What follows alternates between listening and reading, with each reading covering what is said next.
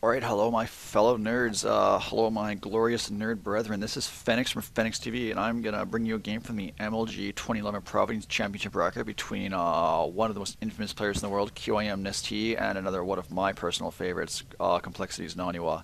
This was a game from Providence in the winners bracket. This is late in the tournament, and this is actually a pretty, I don't know if it was an epic game, but the game's it's pretty important game, I'd say, like in the history of just like StarCraft and just like things going down.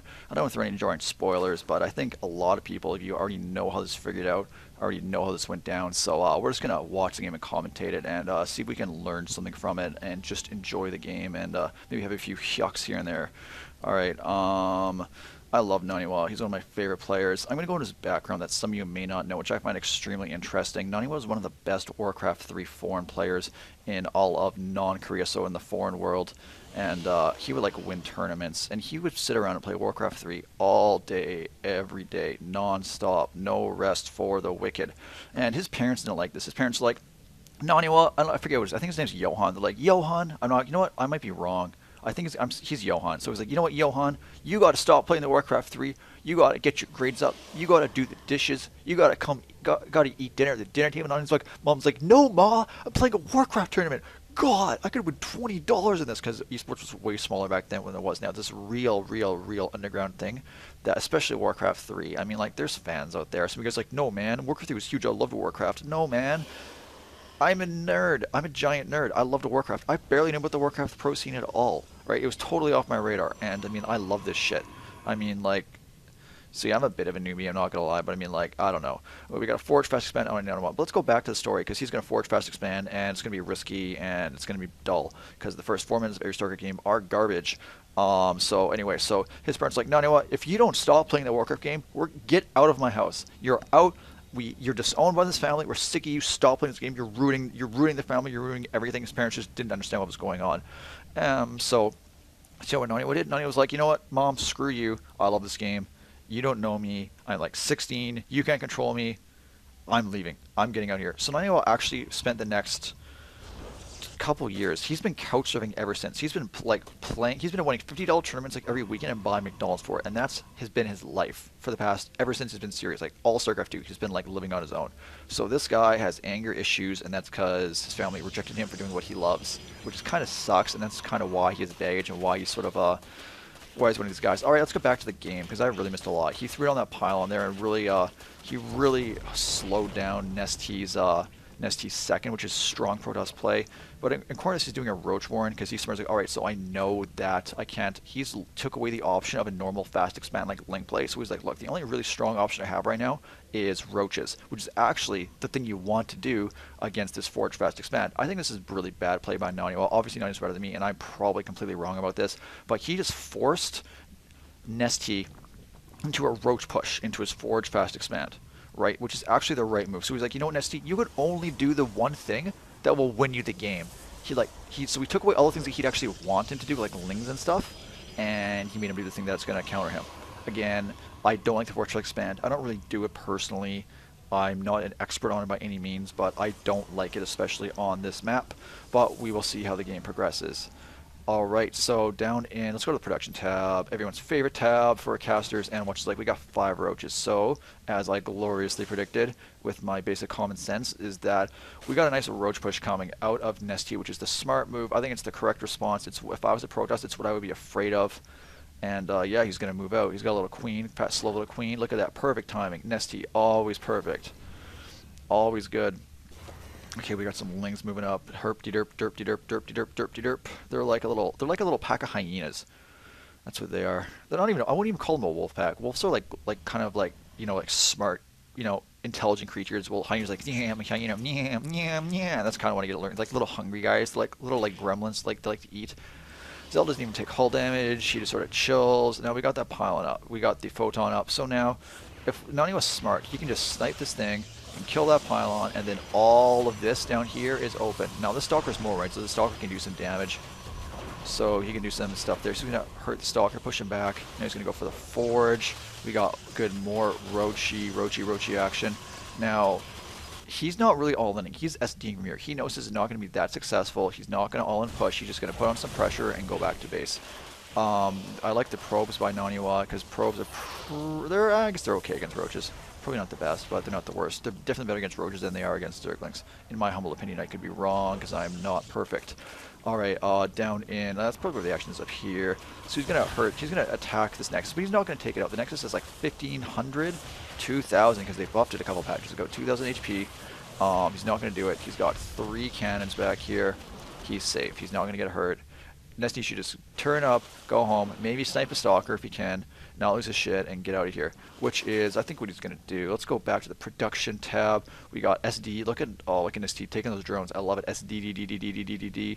We got an Overlord. We got a layer. Good. 5 gateways. 6 gate Naniwa.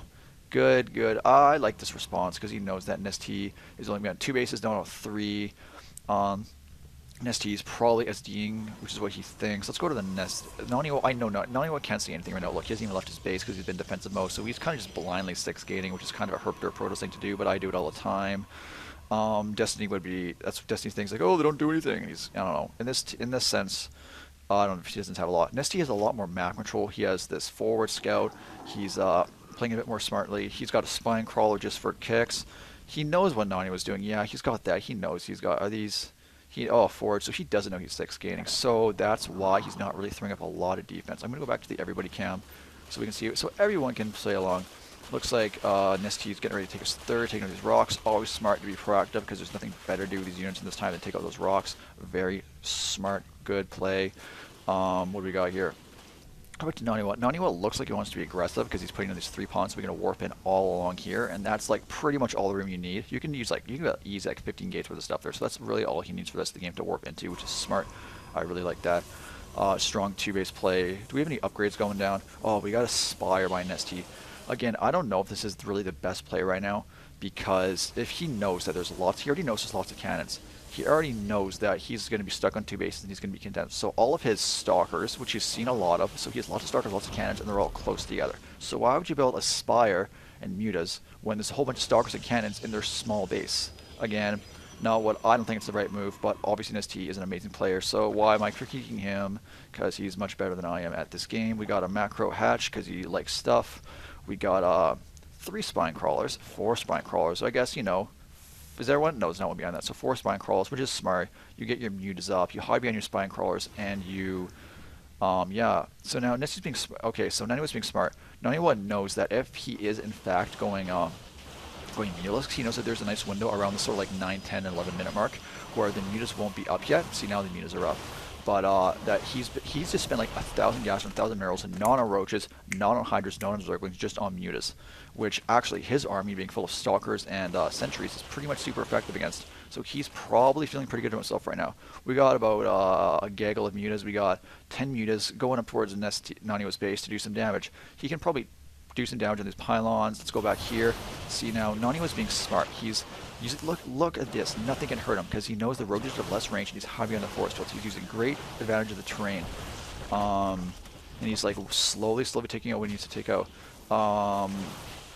Yeah, again, brilliant play. Very smart play. Naniwa is one of the best players in the world these days. There's really no denying it. And play like this is why. I love how we just skirt along the back there, not letting the Zergs get the surround, taking out all these overlords, almost not supply block him. Yeah, Nestea's like, oh, what's he doing? So he's got nothing. These stalkers are gonna do way too much damage to these mutas. He's not even looking at them, I guarantee you. He's too busy trying to micro down here. Beautiful force field. There's really nothing he can do. He should just GG up. He's probably angry. He's like, I came all the way from Korea for this, for some Protoss that beat me and beat me well because I made not very good decisions. Actually, he was forced into the roaches by Naniwa. So if anything, Naniwa was just aggressive and took control of the game and made Nestea move in the way that he wanted him to. Like, he took initiative. Nestea was constantly reacting to the way that Naniwa was playing this game, which is, I think, how a Protoss should always play, and I think a very smart way to play in general.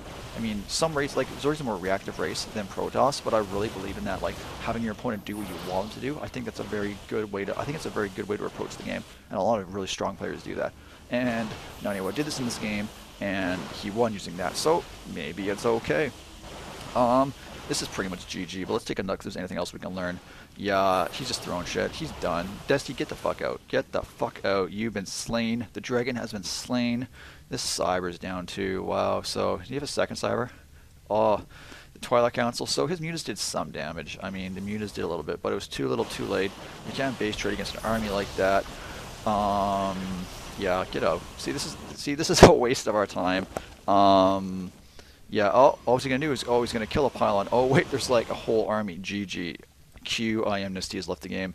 So this was an amazing game for me to watch live because I love Naniwa, and I just love to see him beat Nestea, who was at the time, no one really realized he was in a slump. Yeah, he's been in a slump ever since about probably like 3 days before this, but this sort of confirmed that he was not playing that well, and xel'naga sort of taking the crown of best Zerg in Korea. So yeah, I mean, what else is there to say? Naniwa just straight up outplayed him in every way, shape, and form, and he deserves every bit of this win and all the success he had at that tournament. And Nestea, I don't know, man. Play better next time. All right, this is Phennics out.